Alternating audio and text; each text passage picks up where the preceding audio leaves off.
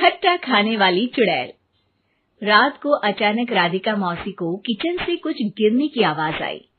उन्होंने बाहर निकल के देखा तो किचन में उन्हें कोई सफेद साड़ी में दिखा। वो चीख पड़ी, हे भगवान, आलतू जलाल तू आई भला को टाल तू, आलतू जलाल तू आई भला को टाल तू। राधिका मौसी को चीखते सुनकर श्रवण बाहर आता है भागते हुए। अरे माँ, क्या हुआ? क्या देख लिया? दादी माँ आ गई क्या सपने में?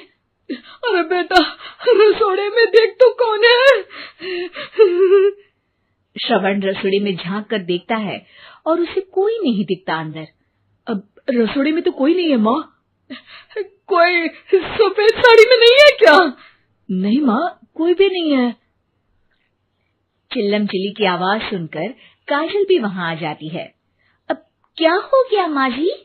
अरे बेटा, रसोड़े में एक चुड़ैल थी सफेद साड़ी में। अरे क्या कर रही थी वो अंदर?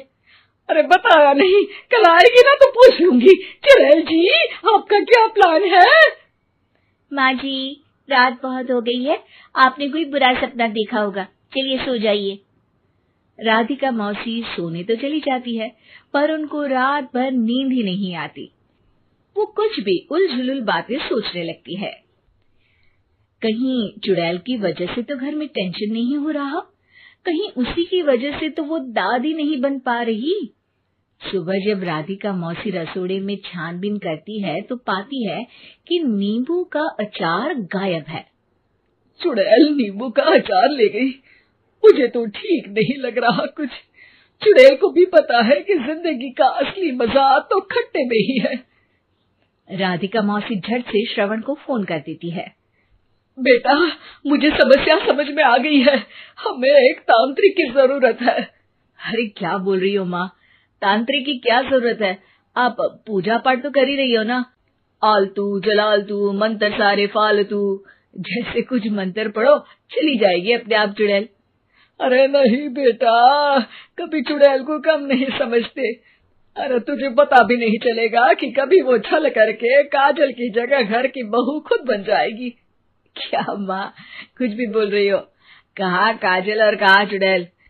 वैसे एक बात बताओ, काजल को अगर गाने के लिए बोल देना तो चुड़ैल काजल की आवाज सुनकर घर तो क्या, धरती लोग छोड़कर चली जाएगी।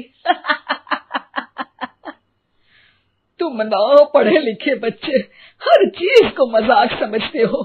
तुम रहने दो, मैं खुद ही तांत्रिक को बुला लेती हूँ। अच्छा सुन, शाम को इमली लेके आना।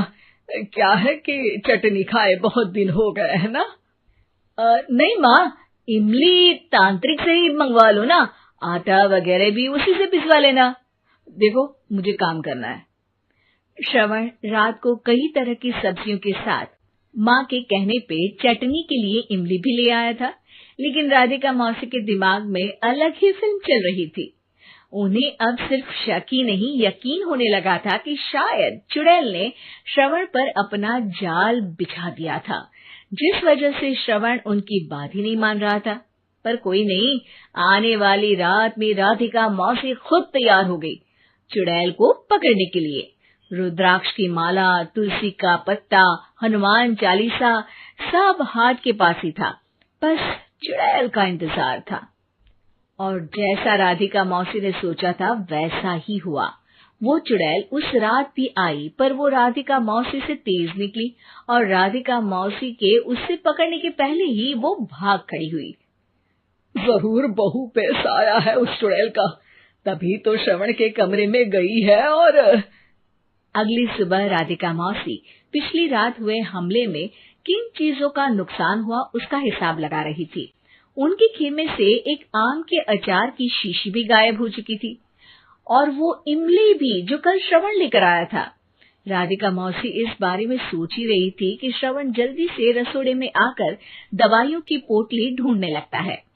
अरे बेटा, क्या हो गया?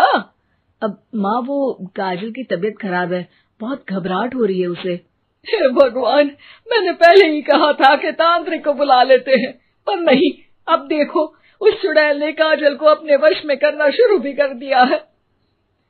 हालांकि श्रवण भूतों में विश्वास नहीं करता था, पर अब वो भी डर जाता है। और राजी हो जाता है एक तांत्रिक को बुलाने के लिए। कुछ ही घंटों में तांत्रिक आ जाते हैं और राधिका मौसी तांत्रिक जी को सब बता देती है।